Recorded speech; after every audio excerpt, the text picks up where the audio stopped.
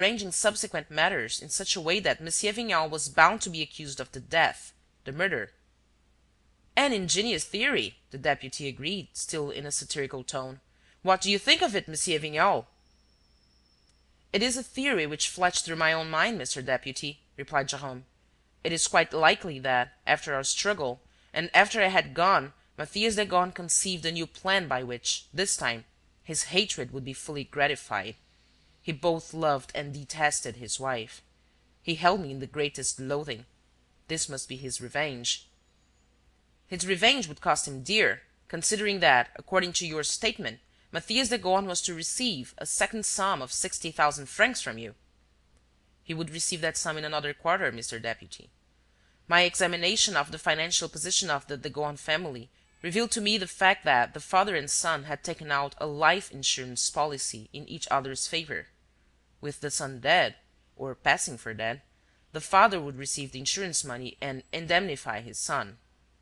"You mean to say," asked the deputy, with a smile, "that in all this camouflage, as you call it, Monsieur de Gorne, the elder, would act as his son's accomplice?" Rénine took up the challenge. "Just so, Mr. Deputy. The father and son are accomplices." "Then we shall find the son at the father's?" "You would have found him there last night." "What became of him?" "He took the train at Pompignan." "That's a mere supposition." "No, a certainty." "A moral certainty, perhaps, but you'll admit there's not the slightest proof." The deputy did not wait for a reply. He considered that he had displayed an excessive goodwill, and that patience has its limits, and he put an end to the interview. "Not the slightest proof," he repeated, taking up his hat. "And, above all, there's nothing in what you've said that can contradict, in the very least, the evidence of that relentless witness, the snow. To go to his father, Mathias de Gorne must have left this house. Which way did he go?" "Hang it all, Monsieur Vignal told you! By the road which leads from here to his father's." "There are no tracks in the snow." "Yes, there are." "But they show him coming here and not going away from here." "It's the same thing." "What?" "Of course it is. There's more than one way of walking. One doesn't always go ahead by following one's nose." "In what other way can one go ahead?" "By walking backwards, Mr. Deputy." These few words, spoken very simply, but in a clear tone which gave full value to every syllable, produced a profound silence. Those present at once grasped their extreme significance and, by adapting it to the actual happenings, perceived in a flash the impenetrable truth, which suddenly appeared to be the most natural thing in the world. Rénine continued his argument.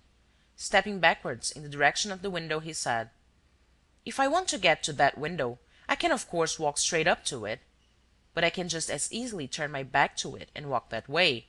In either case, I reach my goal. Here's the gist of it all. At 8:30, before the snow fell, Monsieur de Gorne comes home from his father's house. Monsieur Vignal arrives 20 minutes later. There's a long discussion and a struggle, taking up 3 hours in all. It is then, after Monsieur Vignal has carried off Madame de Gorne and made his escape, that Mathias de Gorne, foaming at the mouth, wild with rage, but suddenly seeing his chance of taking the most terrible revenge, hits upon the ingenious idea of using against his enemy the very snowfall upon whose evidence you are now relying. He therefore plans his own murder, or rather the appearance of his murder, and of his fall to the bottom of the well, and makes off backwards, step by step, thus recording his arrival, instead of his departure, on the white page." The deputy sneered no longer. This eccentric intruder suddenly appeared to him in the light of a person worthy of attention, whom it would not do to make fun of. He asked: "And how could he have left his father's house?" "In a trap, quite simply." "Who drove it?" "The father. This morning the sergeant and I saw the trap and spoke to the father, who was going to market as usual. The son was hidden under the tilt. He took the train at Pompignan and is in Paris by now." Rénine's explanation, as promised, had taken hardly 5 minutes. He had based it solely on logic and the probabilities of the case. And yet not a jot was left of the distressing mystery in which they were floundering. The darkness was dispelled. The whole truth appeared. Madame de Gorne wept for joy, and Jérôme Vignal thanked the good genius who was changing the course of events with a stroke of his magic wand. "Shall we examine those footprints together, Mr. Deputy?" asked Rénine. "Do you mind?" The mistake which the sergeant and I made this morning was to investigate only the footprints left by the alleged murderer and to neglect Mathias de Gorne's. Why indeed should they have attracted our attention? Yet it was precisely there that the crux of the whole affair was to be found. They stepped into the orchard and went to the well. It did not need a long examination to observe that many of the footprints were awkward, hesitating, too deeply sunk at the heel and toe, and differing from one another in the angle at which the feet were turned. This clumsiness was unavoidable, said Rénine. Mathias de Gorne would have needed a regular apprenticeship before his backward progress could have equalled his ordinary gait. And both his father and he must have been aware of this, at least as regards the zigzags which you see here, since old de Gorne went out of his way to tell the sergeant that his son had had too much drink. And he added, "Indeed, it was the detection of this falsehood that suddenly enlightened me. When Madame de Gorne stated that her husband was not drunk, I thought of the footprints and guessed the truth." The deputy frankly accepted his part in the matter and began to laugh. "There's nothing left for it but to send detectives after the bogus corpse." "On what grounds, Mr. Deputy?" asked Rénine. "Mathias de Gorne has committed no offense against the law. There's nothing criminal in trampling the soil around a well, in shifting the position of a revolver that doesn't belong to you, in firing 3 shots, or in walking backwards to one's father's house. What can we ask of him? The 60,000 francs? I presume that this is not Monsieur Vignal's intention and that he does not mean to bring a charge against him?" "Certainly not," said Jérôme. "Well, what then? The insurance policy in favor of the survivor? But there would be no misdemeanor unless the father claimed payment. And I should be greatly surprised if he did. Hullo, here the old chap is. You'll soon know all about it." Old de Gorne was coming along, gesticulating as he walked. His easy-going features were screwed up to express sorrow and anger. "Where's my son?" he cried. "It seems the brutes killed him.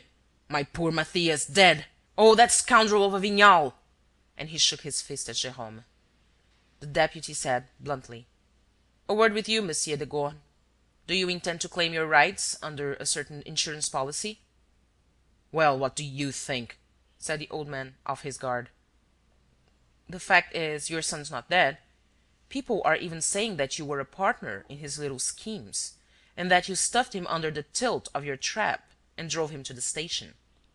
The old fellow spat on the ground, stretched out his hand as though he were going to take a solemn oath, stood for an instant without moving, and then, suddenly, changing his mind and his tactics with ingenious cynicism, he relaxed his features, assumed a conciliatory attitude, and burst out laughing. "That blackguard Mathias! So he tried to pass himself off as dead. What a rascal! And he reckoned on me to collect the insurance money and send it to him? As if I should be capable of such a low, dirty trick! You don't know me, my boy!" And, without waiting for more, shaking with merriment like a jolly old fellow amused by a funny story, he took his departure, not forgetting, however, to set his great hobnailed boots on each of the compromising footprints which his son had left behind him. Later, when Rénine went back to the manor to let Hortense out, he found that she had disappeared. He called and asked for her at her cousin Ermeline's. Hortense sent down word asking him to excuse her. She was feeling a little tired and was lying down. "Capital," thought Rénine. "Capital. She avoids me. Therefore she loves me. The end is not far off." End of chapter 7, part 2.